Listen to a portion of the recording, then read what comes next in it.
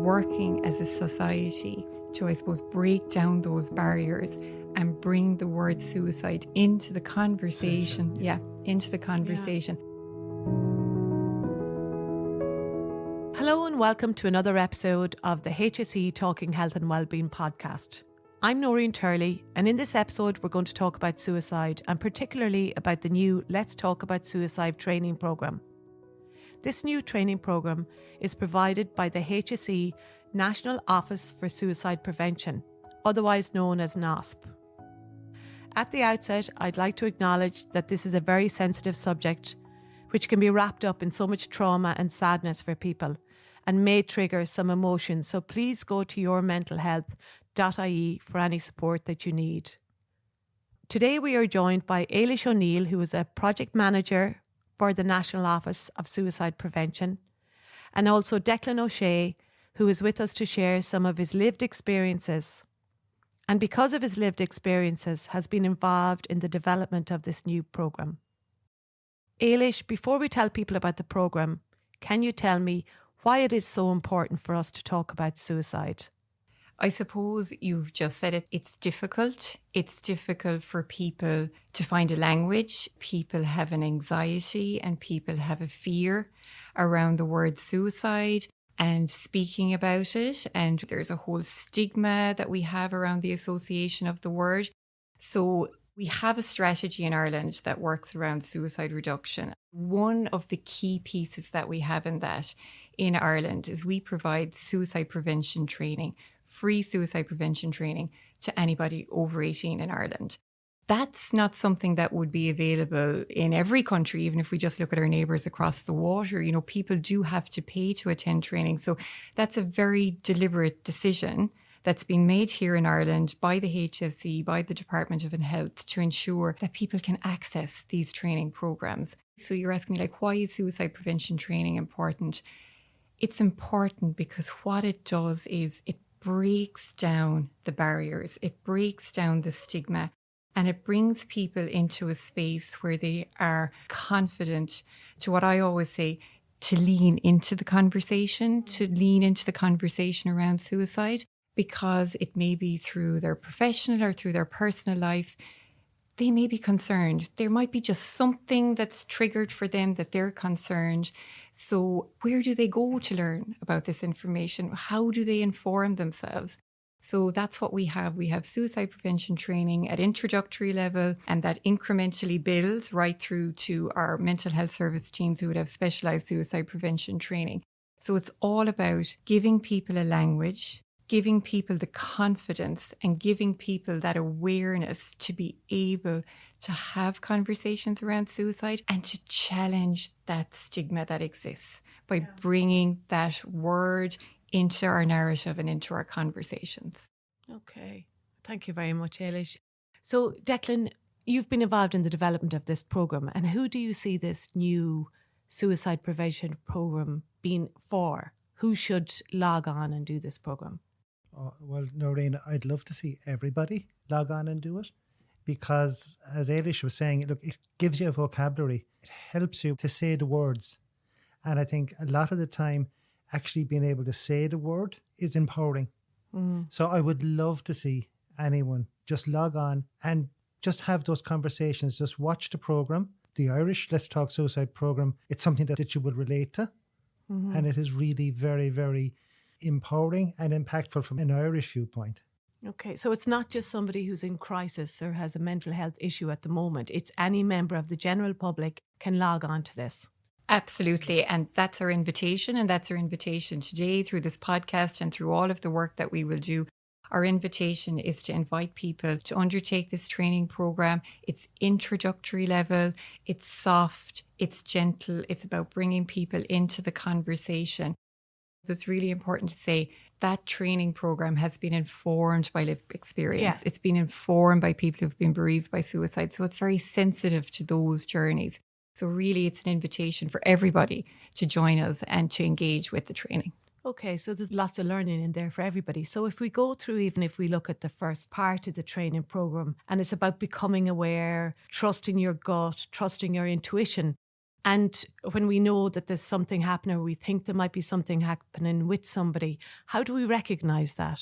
Professionally, I would have been exposed to people that would have been contemplating taking their own lives by suicide, but it would have been at the extreme end where people would be maybe standing on the bank of the river or standing on a bridge. And then it's very, very clear. But there's an awful lot of suffering that has got the person to that particular spot in time, that place in time. And maybe by being aware of the normal interactions that you have with people, the words that they're using in conversations, really, that is a flag, that's an invitation for you to make the connection. Okay, and what type of words are you talking about? One thing that kind of always hit home with me is isolation. It's people that are losing contact with their friends, with their families, and that isolation can really be a very difficult place for that person to be. Okay. Because I remember when we did the assist training, the facilitator on that course gave us a vocabulary to say, you know, Ailish, I've seen people that would be standing here on the river and they might be contemplating taking their own life by suicide. Are you thinking of doing that? So it was actually helping us to break down the barrier of saying the words. It gave me a vocabulary and it gave me an opening sentence that I could say to somebody, are you thinking of taking your own life? And just not being afraid to say that. Not being to them. afraid. You Yeah. can ask the question, Noreen. That doesn't necessarily mean you're placing the thought in somebody's head, but you can ask the question. And do you think a lot of people think that if you ask them that, that's just going to give them the idea about suicide? That's what we know. People tell us that all the time. Okay. People say to us, but if I ask the question, if I mention the word, now I've put the idea in their head. But we know from the evidence and we know from speaking to people who have had thoughts of suicide, who have made suicide attempts in their life, what they would say to us all the time is, this was in my head. I just needed somebody to give me the permission to talk about it. I needed somebody else to say the word external to everything else that was whirling around in my head. It's really important that we recognize here, you know, as we're chatting, that the whole idea around people engaging in this training program is we want to give people who might be at this moment in time, who might be having thoughts of suicide, they might have engaged with somebody previously and not maybe got the response that they were expecting, or somebody didn't engage with them, to say to them, well, if you want to try again or engage or speak to somebody or find somebody that you trust, or if you want to engage with a service. And the training program is all about supporting us, everybody in society, to become alert to what are the signs this person is giving me. And it's really important as well to say, Noreen, there's no finite list here. It might just be your gut, but now you have the confidence to know, if I ask about suicide, it's actually the right thing to do. Yeah. It's not going to put the idea in their head. Actually, now I've given them permission to tell me what it is that they're experiencing. Yeah. So the fear that people have, or that person that you said, Declan, standing on the banks of the river, and you use that opening line, then just gives them the opportunity. But that's the severe case. I know that you said that that's somebody who's in crisis, maybe. Yes. Getting the word out into the open between two people. Sometimes just asking someone straight up can actually nearly put a brake on. It is giving an invitation to that person to talk. The most valuable thing you can do at that stage is to listen and to really, really listen to what's been said to you. Okay, so that's the next stage. Once you've said it to them, then you're being present and you're validating how they feel. Is that right? Yeah, so people will often go to then, well, if somebody says yes, now I'm responsible now, I have to save that person. Now, what am I supposed to do here? I have to. So there's all these thoughts about rushing in. What's my role? You know, I'm now responsible for that person. When actually it's about now being present, exactly what Declan just said there, listening to that person and just allowing them a space to articulate why it is they are feeling like they are feeling. Why is it that suicide has become an option for them right now?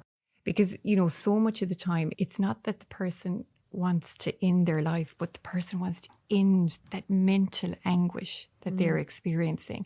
So now you're opening a door to allow that person to communicate and to talk about that mental anguish, or to talk about whatever they want. But you're allowing, and you're being present with them and allowing them to communicate. You know, and Declan would often talk about this, the importance of validating that experience, or validating what that person is telling you. Have you different examples of that, Declan? Just to go back to what Ailish was saying about just the simple power of validation, and a genuine connection and validation is the validation of the suffering that has got that person to where they are just now. And even by just understanding that, that is kind of lowering the volume on that person's distress, just by listening and being there present with them. I think validation is one of the keystones that I suppose I would have learned from, say, with the DBT team on the Family Connections program, is that the person is doing their best at the moment with the skills that they have. Yeah. You know, and as Ailish was saying, the majority of people don't want to end their lives. They want to end the suffering. Yeah. The skills that they have are not sufficient. So if we can get those skills to build on, it will help that person in that situation. Yeah. So in that way, we have to try and stop ourselves trying to fix it and trying Absolutely. to fix that person who is maybe having got those it. thoughts. Yeah. It's like, I'm a fixer. So my normal reaction was to try and fix it. So it's just to listen, not rush in, just to be there. Absolutely. And you'll see that. So when you engage with the training program, you'll see that. So there is a range of scenarios, and people with lived experience have shared their experience in the training program, and they speak exactly about that, Noreen. They speak about when they communicated or when they said, I want to end my life. And when they got that response where somebody was present and listened, really listened, not trying to fix them. And I think one of our contributors actually used that line. She said, she didn't try to fix my problem, but she was present with me and listened to what my problems were. So that's a really important message. That's back to reassuring people that our role isn't to save somebody, but we have to bring the word suicide. We have to bring that into our conversations, into the narrative. So as much as the person is in distress feels like, I can communicate this, I can engage with this because somebody will listen to me, as much as the person who's going to engage with the person is going to, I can engage. I'm going to engage with this person and I'm going to ask this question because all of these things are coming through to me. They're not sitting right with me. And I'm just wondering what's going on here for you. You know, is suicide an option? It's as much for the person in distress as it is for the person who might be engaging with that person in distress, that we're working as a society to, I suppose, break down those barriers and bring the word suicide into the conversation. Into the conversation and validating what the person that might be sitting or standing opposite you is experiencing. Professionally, people that would have been in first responders by their very nature are nearly fixers. In family situations, parents, brothers, sisters, friends, everyone's tried to fix something.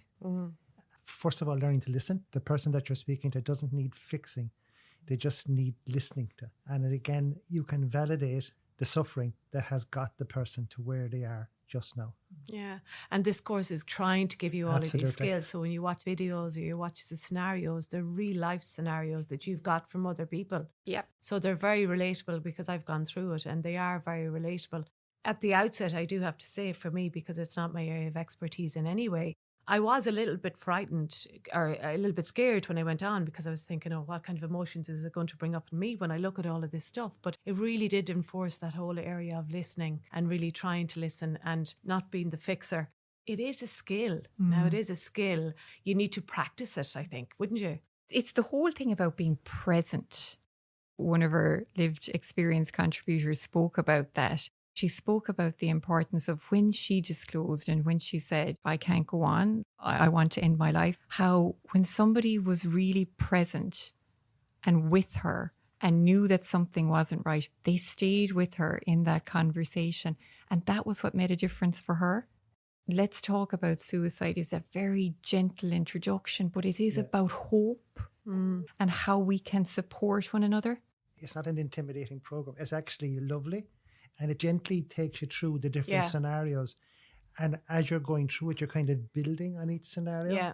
So that by the time you actually finish the last scenario, you have this framework now, you have this vocabulary in your head, but it has gently taken you through. I found it very hopeful as well. Yes, definitely. Definitely it is. It is very hopeful as well. And I think that the real scenarios make such a huge difference in it too, you know, and the lived experience. So Ailish, what you're saying is that if someone does say yes when you ask them, are they thinking about suicide, that just be present stay calm. Don't look frightened or disturbed by it. Just sit with it, and it's okay to sit with it and to listen to the person. Maybe ask them some questions. Just give them the opportunity to talk and just be present and just sit with it, and then try and just be there for them. There is nothing in the program that's rocket science. It's all within us. It's just engaging with that human side of us and to have the confidence then to lean into that conversation. But it's all the skills that we have within us already. If we do then lean into the conversation and then somebody says, well, yes, I do have thoughts of suicide, what do we do then? Because that may be a frightening situation. So what do we do then if they say yes? In the program and in the scenarios, that's what we have. We have people communicating that, yes, that is an option. That's what they are thinking. Suicide is front and foremost for them. So then it's about supporting, identifying how we can support this person to engage with services. That might be going with that person to the GP. That might be staying with that person while they engage with a helpline. That might be saying to that person, if you want to make an appointment, I look after your children for you. I'll do the shopping for you. It's simple things, but it's about staying with that person to say, okay, we know this. So let's engage with the help now. Let's see what supports we can engage you with. But it's doing that together or supporting that person to engage with those services. And in the training program, we do have all of those different options available. But it is about, so if somebody says, yes, it's okay, well, now let's get the help we need to support you. Okay. Yeah. That comes across very well in the little scenarios as well. Let's talk to the GP, or would you mind if I rang one of the crisis lines for you? Can I give you the phone? Yeah, and again, just to the listeners, we will put up the information on how to access help as well, and we will give people more information. And yourmentalhealth.ie really is a gateway into all of those. Absolutely. Just when you mentioned that, Declan, but go ahead. It's, I have my phone here with me. Now, again, I suppose I would have done some of the training courses. I would have had numbers on my phone. You may not have them. One of the best ports of call, if you can, is your GP, because that person knows you so well. Yeah. They're very good, but you have the other 24-hour crisis helplines, the A&Es, you know, and just offering to stay with that person. Well, something that just keeps coming into my head, and again, Ailish, it's just about if they do say yes, how do you leave that person? So I suppose that will depend on the relationship that you have with that person. So if it's somebody that you're close to, you're going to stay engaged with them. It might be that you might attend. Often people will say to us that, having someone with me, attending that first appointment was just, it took some of that anxiety, that trauma away. I've already spoken about what I'm feeling. That person is with me. So it will depend on the relationship that you have with that person, Noreen.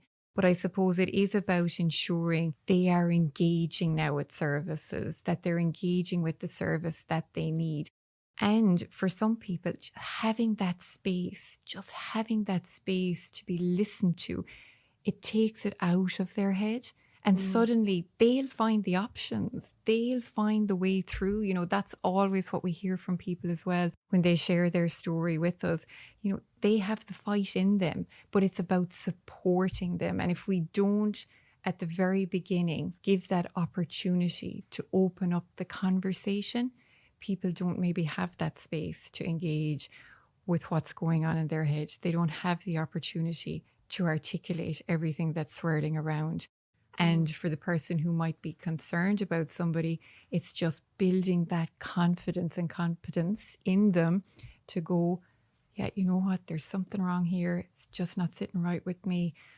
I know what I need to do now. I need to talk to this person. I know now I can ask that question as appropriate based on your relationship with them, and as appropriate based on, I suppose, what they feel comfortable with, supporting them along that journey. And again, it's important to say that Let's Talk About Suicide is very much pitched at everybody. It's introductory.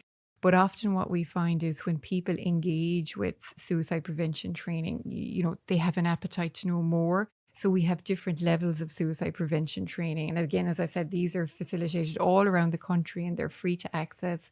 We have Safe Talk, we have Assist training. and they're face-to-face workshops. So again, they build on the skills that we talk about and that we share in Let's Talk About Suicide. So there are opportunities for people to further enhance their skill set, further enhance their competence and their knowledge around the subject and what to do.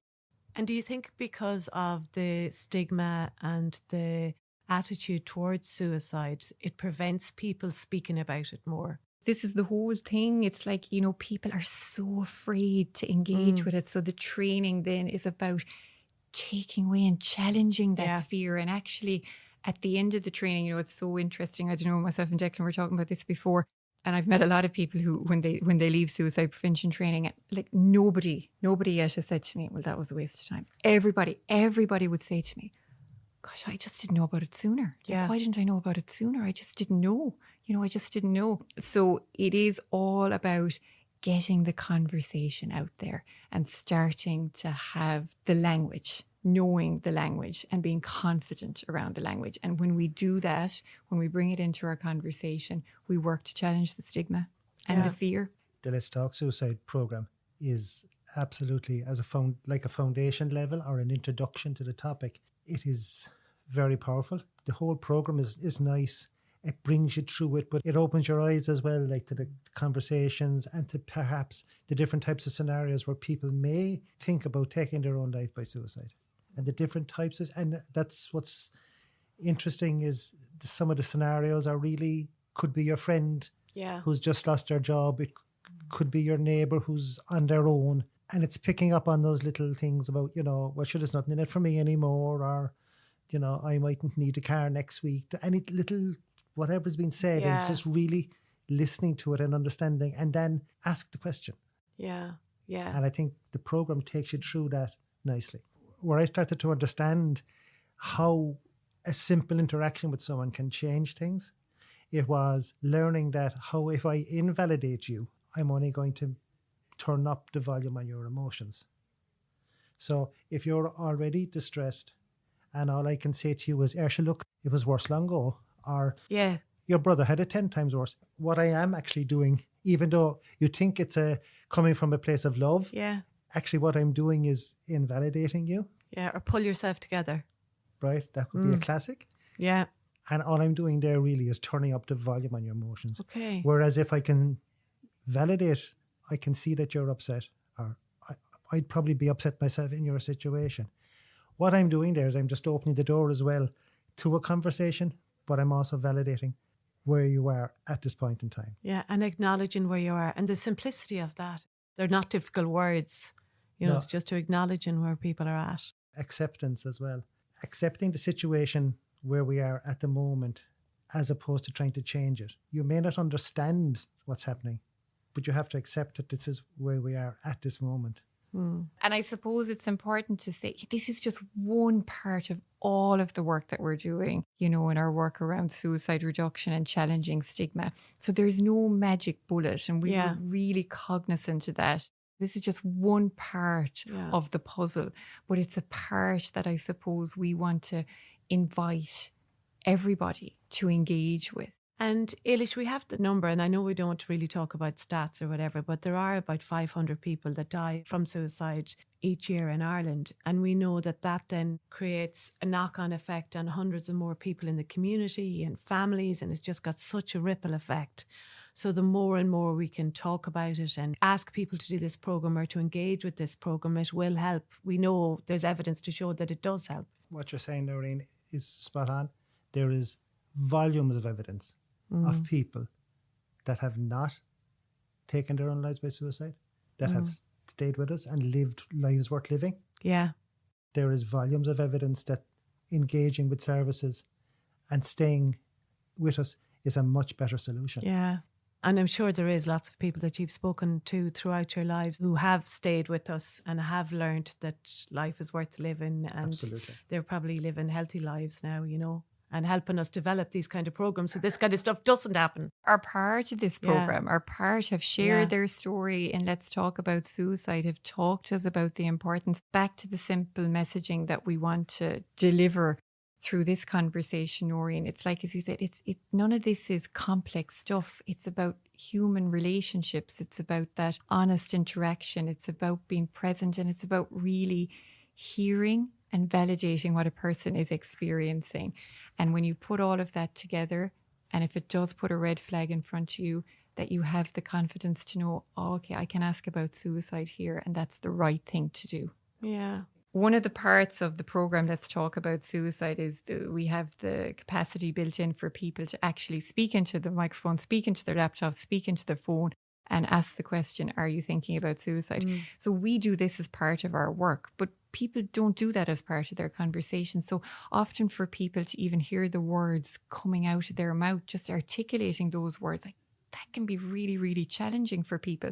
And then they can listen and hear it back. But it's just about giving a space to people to voice what we're talking about. Yeah. So just from our conversation today about the new Let's Talk About Suicide Prevention training program, the understanding is that it helps people to develop their skills to keep others safe from suicide. It helps participants to identify people who are at risk, to confidently ask them about the topic of suicide, and connect them with resources that can help them stay safe. So if some of our listeners today are looking for some of those resources, or where do they go for help, Ailish? So first thing we would invite people to do is to log on to www.traininghub.nosp.ie and to register there. And that's how people can actually complete the training program. That's the invitation that we're giving to people today, to log on and to do the program. And when you are involved in completing the program, or just generally looking for more information, yourmentalhealth.ie has a wealth of information and resources available for people in terms of the supports that are available and that they can access right now as well as required. Okay. And the course takes about 60 minutes, and you can do a little bit of it, you can come off and you can go back on again. It's self-directed learning. 60 minutes online. You can do it on your phone, on your laptop, on your tablet, wherever you feel comfortable engaging with it. And important to say, we do have a get help now at any time. If you're doing the program and if you feel perhaps you get triggered, or if it brings up emotions, there is a get help button there that you can press at any time that will bring you into supports as well. Okay, very good. And Declan, for our listeners, what message would you like to give them today? I'd just like to support Ailish's comment out. Just do the program. It is really empowering. It really does give you good insight, and it is a good foundation to progress further if you wish. But just do the program and log on and do it. Thanks to Ailish, and especially to you, Declan. Really appreciate you being here with us today. And if anybody wants to find out more, as we said, we go to traininghub.nosp.ie. Thanks for listening to the HSE Talking Health and Wellbeing podcast today.